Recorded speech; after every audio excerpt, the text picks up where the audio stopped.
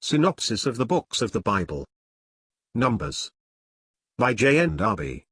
All Scripture is given by inspiration of God, and is profitable for doctrine, for reproof, for correction, for instruction in righteousness, that the man of God may be perfect, truly furnished unto all good works.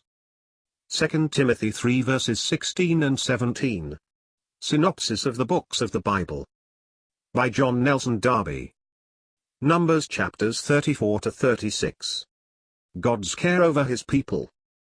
Finally, God takes care of his people in all respects. He marks the limits of the country they were to enjoy.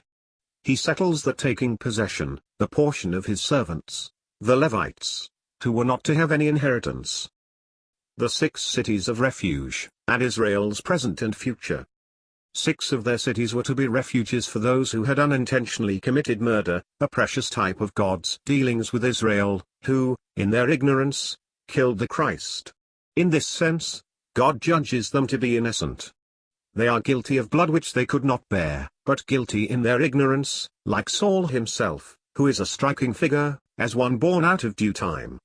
Roma, 1 Corinthians 15 verse 8, of this same position. Such a murderer, however, remains out of his possession until the death of the priest living in those days. And so it will be with regard to Israel.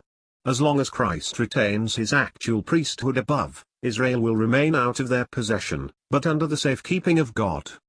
The servants of God at least, who have no inheritance, serve as a refuge to them, and understand their position, and recognize them as being under the keeping of God. When this priesthood above, such as it now is, ends, Israel will return into their possession. If they did before, it would be to pass over the blood of Christ, as if the shedding of it were no matter, and the land would be defiled thereby. Now, the actual position of Christ is always a testimony to this rejection, and of his death in the midst of the people. God maintains the inheritance, however, as he has appointed it. Numbers 36. The relationship between the desert journey and the possession of the promises and rest. This last part, then, of the book presents, not the passage itself through the desert, but the relationship between that position, and the possession of the promises and of the rest which follows.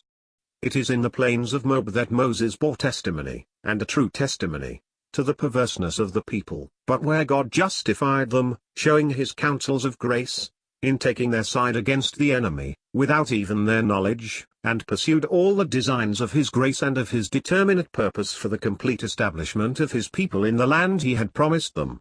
Blessed be his name. Happy are we in being allowed to study his ways.